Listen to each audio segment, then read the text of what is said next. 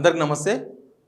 రైతు రుణమాఫీ ఇష్యూ ప్రస్తుతం హాట్ టాపిక్గా ఉంది గవర్నమెంట్లో.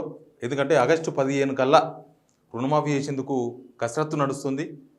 ఇచ్చిన మాట నిలబెట్టుకునేందుకు సీఎం రేవంత్ రెడ్డి గారు ప్రయత్నం చేస్తూ ఉన్నారు. అయితే ఎవరికి ఇవ్వాలి, ఎట్లా ఇవ్వాలి అనే దానిపైన ఒక ఎక్సర్సైజ్ నడుస్తుంది గవర్నమెంట్లో. అయితే అధికారికంగా వాళ్ళు ఏమి ఎవరికి చెప్పలేదు, కానీ లీకుల ద్వారా కొన్ని పేపర్లో వార్తలు కూడా వస్తున్నాయి. ఎందుకంటే రైతుల నుంచి ఎట్లా రెస్పాన్స్ వస్తుంది, లేకపోతే జనం నుంచి ఎట్లా రెస్పాన్స్ వస్తుంది అని. ముఖ్యంగా ప్రధానమంత్రి కిసాన్ సన్నిధి మీన్స్ ప్రధానమంత్రి 2000 రూపాయలు 3 సీజన్లో 6000 రూపాయలు ఇస్తున్నారు ఒక్కొక్క రైతుకు. ఎంతైనా ఉండని ఆయనకు 100 ఎకరాల ఆసామి కానీ 2000 రూపాయలే వస్తుంది. ఆ ఎలిజిబిలిటీ ఉన్న వాళ్ళకి ఎవరికైతే పిఎం కిసాన్ డబ్బులు పడుతున్నాయో వాళ్ళకు మాత్రమే రుణమాఫీ చేయాలని చేసే ఆలోచనలో ఉందే ఈ ప్రభుత్వం అని అన్ని పేపర్లు కూడా వార్తలు రాసినాయి, అందరు చదివినాం. కానీ అట్లా చేస్తే ఇప్పుడు ఇదంతా స్ట్రక్చర్ చూస్తూ ఉంటే రైతులకు రుణమాఫీ ఎట్లా చేద్దామనే దానికన్నా ఎట్లా కట్ చేద్దామనే దానిపైన ప్రభుత్వం కాన్సన్ట్రేట్ చేసినట్టుగా కనిపిస్తుంది. 2004లో ఇదే కాంగ్రెస్ ప్రభుత్వం అందరికీ రుణమాఫీ ఇచ్చింది దేశవ్యాప్తంగా. చాలా గ్రేట్, అసలు అదొక సంచలనం. రైతులందరూ కాంగ్రెస్ వైపు ఒకసారి ఇట్లా సెల్యూట్ కొట్టింది చూసి. ఎందుకంటే అప్పటిదాకా రుణమాఫీ ఎవరు చేయలే. కాంగ్రెస్ గవర్నమెంట్ 2004లో సెంట్రల్ వచ్చింది, సోనియా గాంధీ అందరికి రుణమాఫీ చేసేసింది. ఇప్పటికి మర్చిపోరు, ఏ రైతు కూడా మర్చిపోరు. అంటే ముఖ్యంగా రైతులు విశ్వాసంతో ఉంటారు రైతులు, దానిలో నో డౌట్. ఇప్పుడు ఏమైందంటే రుణమాఫీ చేస్తామని చెప్తూనే ఆగస్టు 15 లోపు చేసేందుకు ప్రయత్నాలు చేస్తూనే దీన్ని ఎట్లా కట్ చేద్దాం, ఎంతమందిని కట్ చేద్దాం, ఏ రూల్స్ పెడితే ఎక్కువ మంది రైతులు కట్ అయిపోతారు, ఏమి నిబంధనలు పెడితే తక్కువ మందికి మనం డబ్బులు ఇచ్చి చేతులు దులుపుకోవచ్చు, ఈ ప్రయత్నాలు చేస్తున్నట్టుగా కనిపిస్తుంది. ఇదైతే కరెక్ట్ కాదు. రైతుల విషయంలో అట్లా ఆలోచించదు ఏ ప్రభుత్వం కూడా. విధానాలు ఉండొచ్చు. ఇప్పుడు రుణమాఫీ, రైతు బంధు ఉంది, రైతు భరోసా, మేము 5 ఎకరాల వరకు ఇవ్వాలనుకుంటున్నాం, అదొక ప్రభుత్వ విధానం, రైట్. దాని కొన్ని రీజన్స్ చెప్తున్నారు. 100 ఎకరాల ఆసామికి ఎందుకు ఇవ్వాలి, లేకపోతే 10 ఎకరాలకి ఎందుకు ఇవ్వాలని, రైట్. దానిలో సాటిస్ఫై అయ్యే వాళ్ళు సాటిస్ఫై అవుతారు, లేని వాళ్ళు 100 ఎకరాలు ఉన్న వాళ్ళలో కూడా 5 ఎకరాల వరకు ఇవ్వచ్చు కదా, 95 ఎకరాలు వదిలేసేయండి. 5 ఎకరాలు ఉన్న వరకే కాకుండా ఇప్పుడు ఒక 10 ఎకరాలు ఉన్నాడు ఒక రైతుకు, దానిలో 5 ఎకరాలకు ఇవ్వండి, 5 ఎకరాలకు ఇవ్వకండి, మీ ప్రభుత్వ విధానం అయితే. ఇంకా దాని మీద మంచి చెడు ఏందనేది రైతులు మాట్లాడుకుంటారు. అది ఇవ్వడం కరెక్టా తప్ప అనేది రైతుల నుంచి ఫీడ్బ్యాక్ వస్తుంది, గవర్నమెంట్కి అందరికి వస్తుంది, అప్పుడు మాట్లాడచ్చు. ఇప్పుడు రుణమాఫీ విషయంలో కూడా రుణమాఫీ మీరు చెప్పిన హామీ ఏంది, డిసెంబర్ 3 కన్నా ముందు ప్రచారంలో మీరు ఈ కండిషన్స్ చెప్పి ఉంటే ముందే, మేము ప్రధానమంత్రి డబ్బులు ఎవరికైతే పడతాయో వాళ్ళకు మాత్రమే ఇస్తాం అని ఒక కండిషన్ అప్పుడే చెప్పిందంటే అప్పుడు వాళ్ళే పోయి లోన్ తీసుకునేవాళ్ళు. ఎందుకంటే మన దగ్గర రైతు బంధు లెక్కను బట్టి మన దగ్గర 70 లక్షల మంది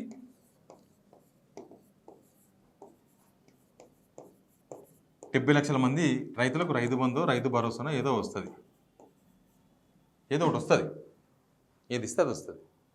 ఇప్పుడు ప్రధానమంత్రి కిసాన్ స్కీమ్లో ఎంతమంది ఉన్నారంటే మన దగ్గర 29 లక్షల మంది ఉన్నారు. అసలు ఎట్లా 29 లక్షల మంది, మిగతా వాళ్ళని తిరిగిపోయారు. మళ్ళీ వీరంతా పట్టదారులే కదా, వీరంతా మన దగ్గర చిన్న సన్నకారు రైతులే 62 లక్షల మంది ఉన్నారు. 62 lakhs, అంటే బిలో 5 acres, 5 ఎకరాల లోపల ఉన్న వాళ్ళే 62 లక్షల మంది.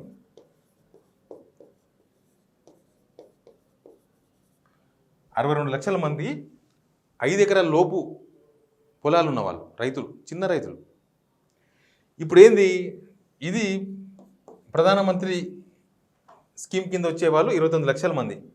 ఇంకా మరి మిగతా రైతులంతా లేరుగా దీనిలో.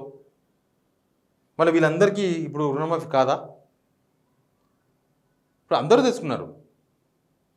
ఇంకా దీనిలో ఇంకేమైనా రూల్స్, ఇప్పుడు 62 లక్షల మందిలో 29 లక్షల మందికి ఏంటంటే ఇంకా దాదాపు సగం తగ్గిపోయారు. సగం మంది రైతులు, 5 ఎకరాల లోపు రైతులకు కూడా సగానికి పైగా రుణమాఫీ కాదు ఈ లెక్కన వేస్తే. ఇట్లా వేస్తే ఇంకా రుణమాఫీ చేసి కూడా వేస్ట్. ఎవరికైతుంది? ఇప్పుడు దీనిలో ఎంతమంది, ఈ 62 లక్షల మందిలో ఎంతమంది లోన్లు తీసుకుని ఉంటారు?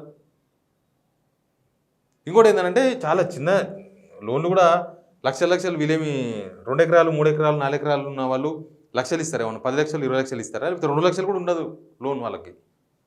₹1,00,000 కొద్దిగా అటో ఇటో ఉంటుంది, అంతకు మించి ఏమి ఉండదు.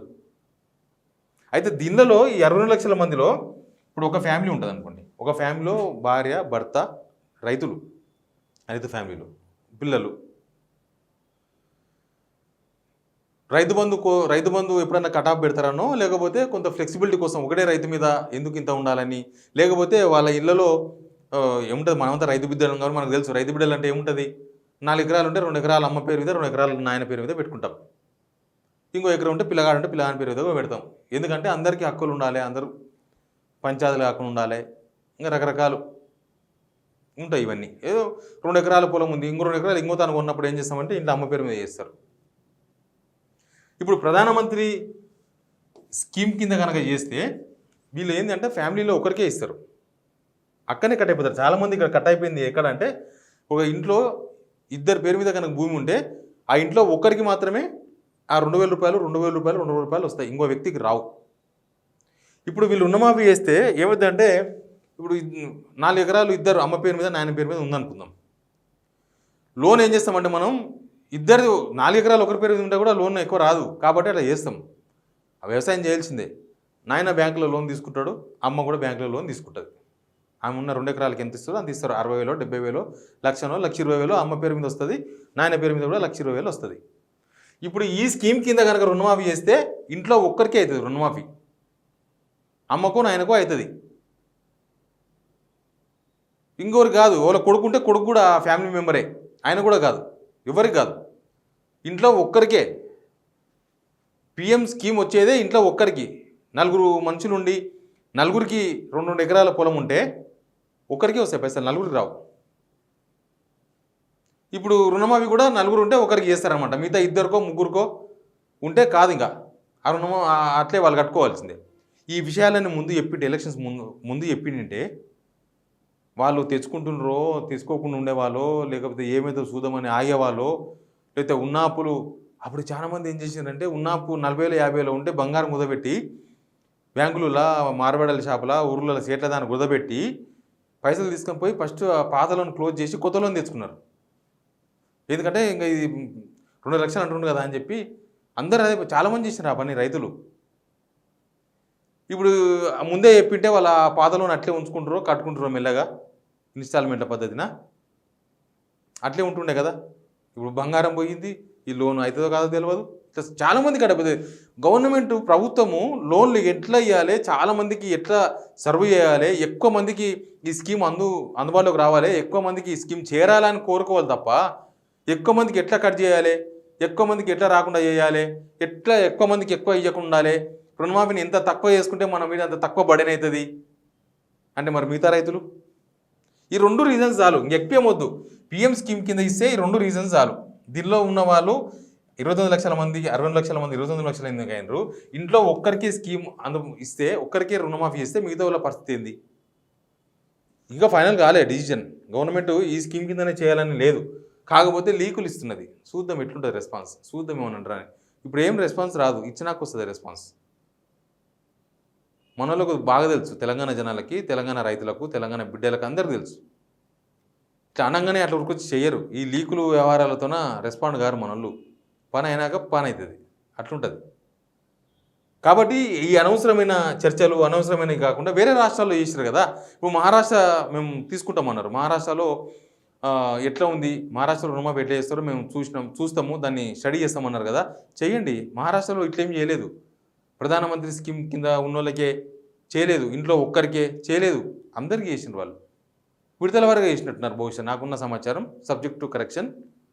విడతల వారీగా 2 సార్లు 3 సార్లు చేసినట్టున్నారు వాళ్ళు, కొంత. మీరు దాన్ని స్టడీ చేయాలి కానీ ఇట్లా ఎంతమందికి కట్ చేయాలనే దాని మీద దృష్టి పెడితే ఈ తీసుకున్న వాళ్ళకు కూడా సంతృప్తి ఉండదు, వాళ్ళకు సాటిస్ఫాక్షన్గా ఉండరు. ఇంట్లో ఒకరికైతే ఒకరు కాదు. ప్లీజ్ ఇట్లాంటి విషయాలను కూడా ప్రభుత్వం పరిగణలోకి తీసుకోవాలని, రైతులందరికీ రుణమాఫీ చేయాలని కోరుకుందాం. Please subscribe signal TV.